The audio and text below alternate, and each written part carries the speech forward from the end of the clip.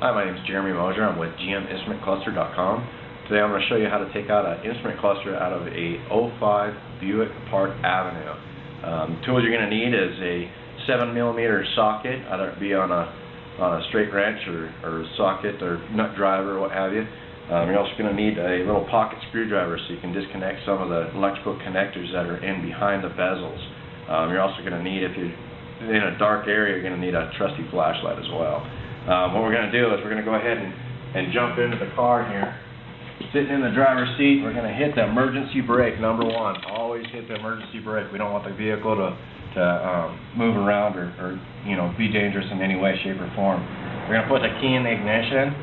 Then we're going to turn the key to the on position. We're going to hit the foot pedal, the brake pedal. We're going to put it in the lowest gear. And then we're going to come over here. And on this side, there's a side bezel here. All you got to do is just grab a hold of it wherever you can get your fingers behind it and pull directly out as far as you can.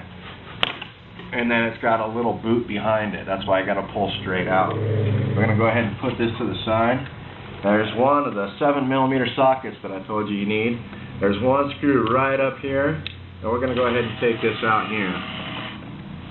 You're going to put that somewhere where you don't lose it, kick it, get misconstrued. The little bezel right here, what you're going to do is you're going to pull from the inside and pops right out. Real easy. You're going to put that aside, make sure we don't sit on it or get it damaged in any way, shape, or form. Now we're going to come to this side over here, slide over. What you're going to do is you're going to put this up. You're going to do the same thing on the inside. You're going to grab your fingers over here, and you're going to try to pop it up as hard as you can. It'll come out. Try not to yank it too much or you're going to break the whole bezel. Keep going until it comes all the way across. Once you do that, this very end piece has a little tab on it. All we're going to do is just pop it up. It takes a little bit of force, but you'll be able to get it. Here's one of the electrical connectors. This is for the passenger climate control. What we're going to do is flip it upside down. There's a little tab here. All you're going to do is squeeze it and yank straight out. And that's the way this bezel comes out right here. We're going to go ahead and put this up here on the dash to keep it out of the way so we don't break it or sit on it. Then we're going to come back over here. We're going to put the gear selector back down. We're going to go ahead and just take the most solid piece of the bezel that goes around. So I'm going to grab in between here. It's the biggest piece, thickest piece here. So I'm just going to go ahead and start yanking these out. One right there. I'm going to go ahead and grab this one right here, right around the bezel here, this one here. Just try not to grab any of the skinny pieces of the bezel, that way you don't break it.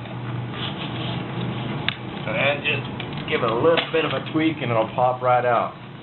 Right back here, this is where the trusty screwdriver comes in to play that you have. You're going to have a little tab right here. And what you're going to do is you're going to put the screwdriver behind it and then grab a hold of the connector and pop it out. There's one of them. And the other one's a little bit tricky here.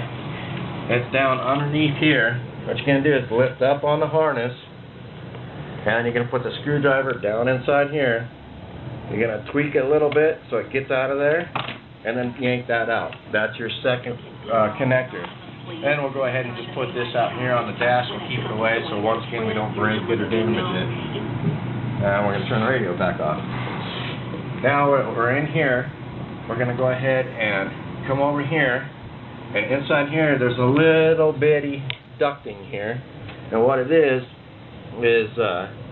that you got to grab a hold of the ducting and twist sideways, and this will come right out, and you just want to get it a little bit out of the way. It'll pop out. It's on a hose right there, so we just got to be able to access that screw right there. That's for the instrument panel.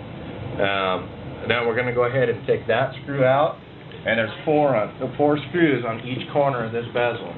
So I'm going to go ahead and take that screw out. And put it over here so I don't lose it, anything. Take another one out up here on the top right corner. Once again, these are 7mm screws. They're not 1/4 inch. And one down here on the bottom left.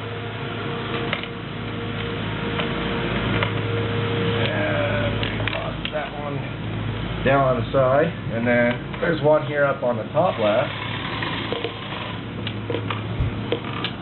Show it doesn't work. And then there's the top left. Alright, so we have the key on, and right now nothing is working. We don't have anything working, just the lights that light up. The gauges only work, the odometer or nothing works up here. So we're going to go ahead and repair this, and we'll get right back to you and show you how to install this cluster. And then all you got to do for this is just tweak it out here. It takes a little bit of force in the body. There's an electrical connector back here for the cluster. All we're going to do is slide it out a little bit here, and then you're going to push this gray tab right inside here. It takes a little bit of force to get this out, and then it's out, and just slide it out through the side, and we're out. We're going to go repair it.